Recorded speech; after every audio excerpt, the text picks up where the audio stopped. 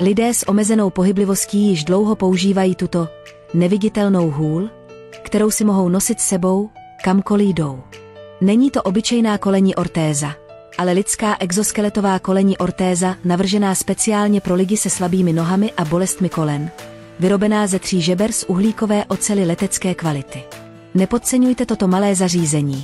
Poskytuje stabilní oporu pro nohy, pomáhá při zvedání nohou a dělá chůzi stabilnější a silnější. Ti, kteří ji nepoužívali, si nedokážou představit, jak snadná může být chůze.